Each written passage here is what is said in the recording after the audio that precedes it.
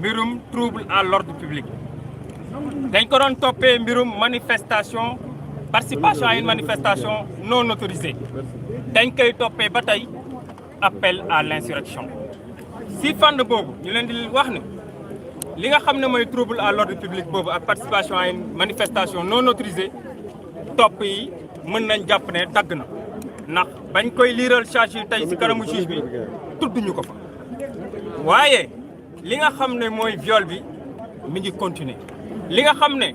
viol ak menace de mort li nga xam ne mooy appel à l'insurrection bu leen fàtte ni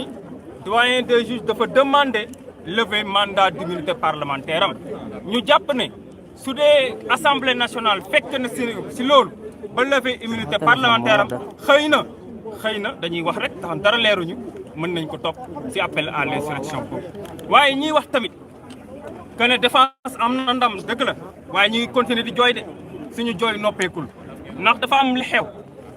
bu ngeen xoolee démb procureur dafa jël décision daggal lii di garde à vue bi waaye bu ngeen xoolee ne ñi nga xam ne ñoo fa nekkoon ak Ousmane Sonko dañoo génn ñibbi moom ñu téye ko fa li ko fa téye nag du leneen lu ndaa dama ne ñuy fàttali ne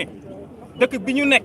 yoon moo ko prévoir moo ko régir si li nu mel te dafa wax ne mandat d'amener warul téye nit pendant une durée prolongée ba sax yoon dafa ne muy fonctionnaire au fonctionnaire bu mu mënti doon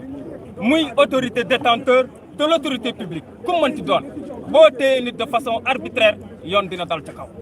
donc loolu dañ koy continuer di jooy ndax suñu client dañ ko fa téye si anam yoo xam ne neexuñu waaye lu am solo ba am solo mooy suñu client ñibbi na tey ndax nag gannaaw ay jàmm donc dañuy woo tamit li nga xam ne mooy population bi biñ leen remercier bu pare ndax nag bu kenn nag nekk fii di réeré mbir li fi xew nii lépp population bi la moom la ñuy delloo njukkal moom la ñuy remercier moom la ñuy féliciter waaye dañuy ñaan en tant que citoyen tamit ñu appeler ñëpp au calme li ñu war ñun en tant que défenseur dinañ ko def ba mu mët sëkk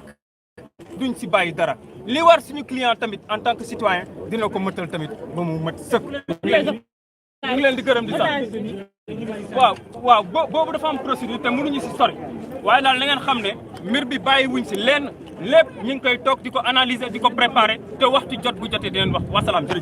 jërëjëf mu nekkoon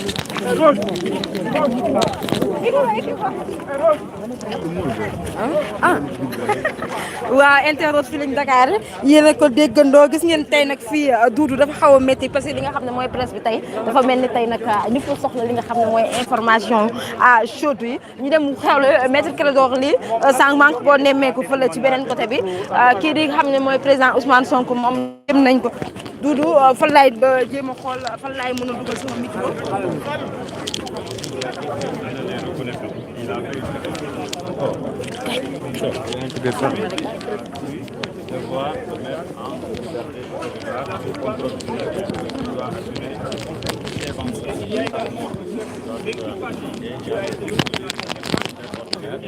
On lui a dit en lui disant que vous ne pouvez pas vous déplacer hors du Sénégal sans l'autorisation du juge, vous ne pouvez pas changer d'adresse sans l'autorisation du juge, etc., etc. Donc M. Ousmane Sonko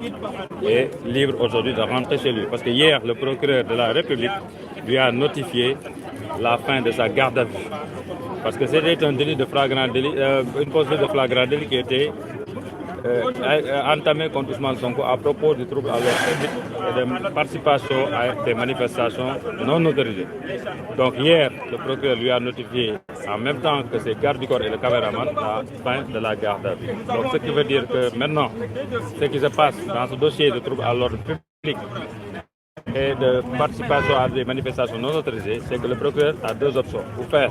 classer sur le dossier, ou faire ce qu'on appelle le règlement judiciaire, c'est-à-dire envoyer le dossier devant le tribunal correctionnel pour être jugé. Et à partir de ce moment, on devrait quand même revenir à l'orthodoxie, c'est-à-dire solliciter la levée de l'immunité parlementaire d'Ousmane Sonko. Et si on va également dans cette direction,